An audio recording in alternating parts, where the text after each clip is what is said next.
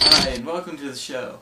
And if you're wondering why I have laser defense systems crudely photoshopped into the background there, it's because today we're at alert level. I repeat, alert level store. Please cock your rifles and head to the nearest mental institution. Those who fail to comply will be terminated. Isn't that right, Staff Sergeant Polly?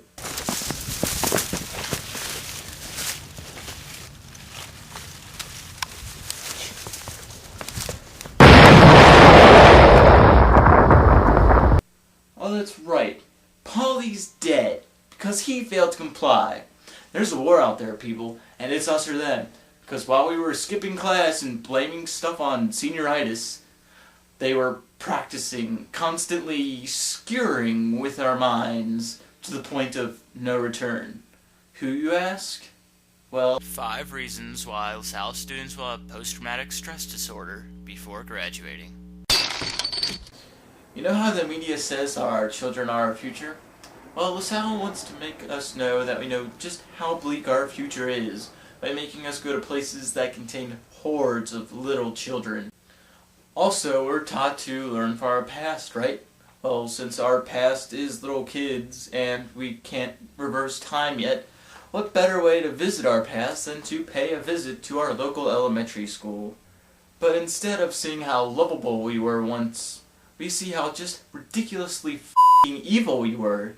Also, the teachers there, upon seeing them, I go back to LaSalle and begin to think that our teachers there are actually quite okay.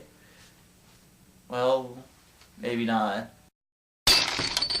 Now we have a fairly recent event that happened in Mr. Ryan's classroom.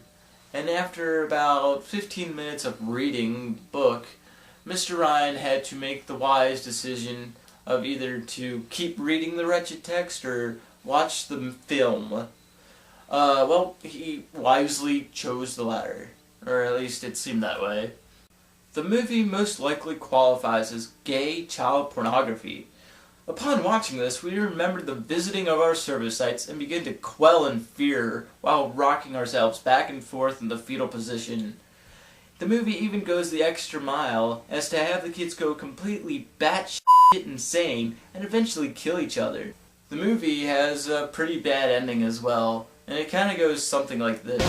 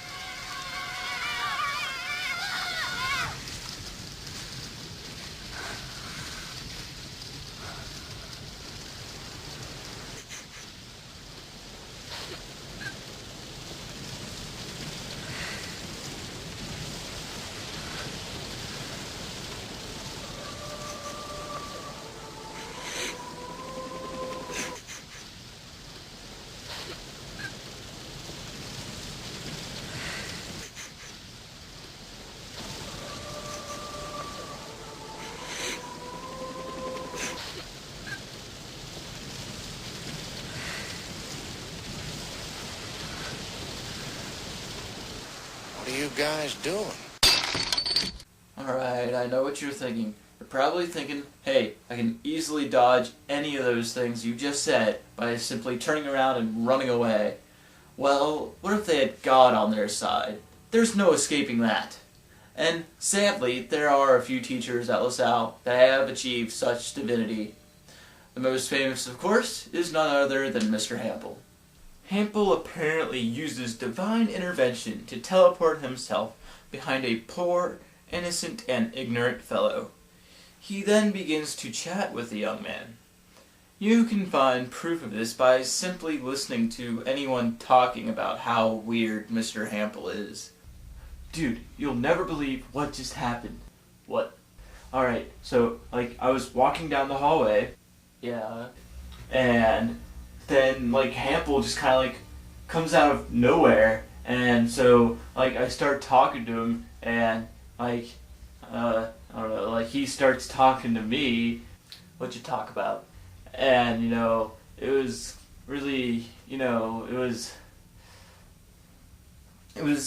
kind of You know how... Of course, somewhere in the conversation, no Hamp or doubt it Hample always seems to come about.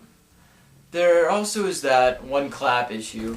Mr. Hample occasionally gives the okay to have the entire class just give one clap to a fellow classmate, but only one. Due to being complete dumbasses, we seniors always break that one clap rule, resulting in a tidal wave of applause for the most ridiculous of things. These things include coming to class late, miserably failing to answer a question, and when Hample tells us to stop clapping. Hample, get a real job. Now we see the man who seems to have no boundaries except for that one block he's been around. He laughs at the dazed and helpless faces of the children that take his ruthless vocabulary tests. His weapons of choice are homemade demerit slips of justice that make the Batarang look like shit. This man is, of course, none other than Mr. Kevin Ryan. The average day in Mr. Ryan's class goes like this. Everyone walks inside and intentionally sits in the wrong seat while complaining about not getting their assigned seat because someone else is in it. 5-ish minutes later, Mr. Ryan tells the class what today's agenda will be. This takes about 5 to 10 minutes, due to the students freely expressing their views on the agenda. After making a few adjustments to the schedule, we all decide to just watch a movie. Unfortunately, this movie is Lord of the Flies. To find out where we are in the movie, Mr. Ryan seeks the wise counsel of Mr. Ricky Steele, Blue Skies.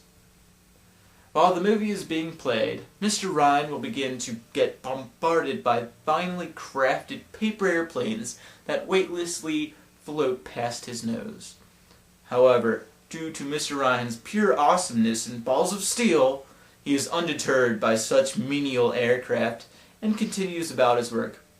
In fact, Mr. Ryan has so much awesome stored up in his little tiny body that he is never really quite sure about those many pencils lodged in the ceiling. Furthermore, Mr. Ryan seems to have no worry for temperature, resulting in extreme fluctuations in temperature that often lead to many complaints of the students demanding that that fan be turned on. Fortunately, the fan seems to have a mind of its own, which is how it can magically turn itself on. Unfortunately, the fan seems to have no sense of direction, because it recently almost killed itself by running into the side of that whiteboard. When the class draws near, it is common to hear many impersonations of the bell before the actual bell rings. Once the bell does ring, Mr. Ryan's classroom instantly transforms into a man cannon, and students blast out of the classroom. And then there's Derek. With Mr. Ryan running around the building everywhere, it's hard to say that we really have a chance at survival. Right now, our only defense is Mrs. Mock's insane ability to swing really sharp objects around. Our only hope is that Mr. Ryan doesn't join forces with anybody else. What's going on? Pretty good. How's your first year been? Okay, dog, man. It's been alright. Really? Serious? Big lies they got. Little noses. Italian teeth. Then we have platform shoes on. Still me.